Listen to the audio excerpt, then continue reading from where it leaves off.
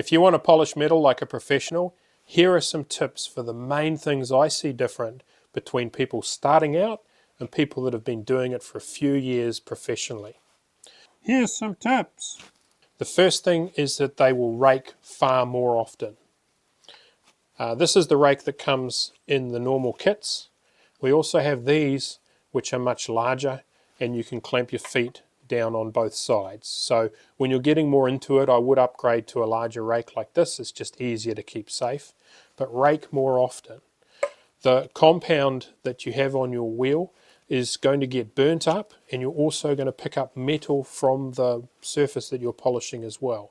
That ends up on your wheel, and if you keep polishing with that on, you're going to be pushing that back into the metal and you'll get marks from that.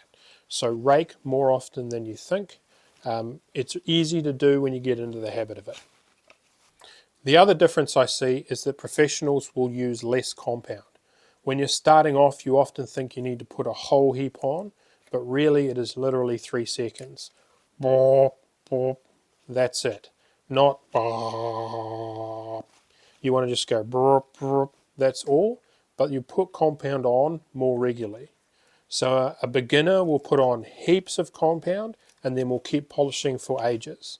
A professional will put on a small amount, just 3 seconds, and then they would rake quite soon after that, and then they would reapply compound. So less is more, but rake it out and reapply it more often, you're going to get a better result. If you watch a professional polisher, they're always going very smooth and evenly. You want to be smooth and even and overlap by half, just chasing that line up the metal there. If you watch an amateur, they're normally a bit all over the show. They'll be slow and fast. You want to be smooth and even as you're polishing. You'll get a better, more even result. Wear gloves and a mask. Don't just put an old t-shirt in front of you. I use a full face mask like this. If you see any professional metal polisher, they'll be using a mask like this or a full-on ventilated one. Amateurs I often see have absolutely nothing at all, and they're breathing all that stuff in. They're also getting it all over their face, and trust me, that's very hard to clean off. So wear a mask. It doesn't have to be like this. You can use a normal mask as well, but you need something. You don't want to be breathing that stuff in, and you want something so that your hands aren't going to get covered in metal polish as you're going, because it is dirty work. And often they'll have thicker ones too, so that if they accidentally hit themselves, they're not going to, cut their hand or something like that. So wear gloves, wear a mask. When you move between steps in metal polishing, you change compound bars, but there'll be residue from that initial compound bar still on the surface. To get the best result, you really want to clear that away. The easiest way to do that is with something like Zephyr's Pro 50.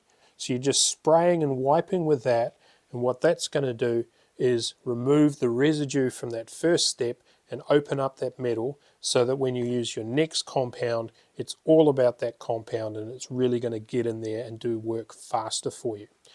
So I highly recommend that. Another tip is to be aware of the direction that this wheel is going to be spinning in on your machine.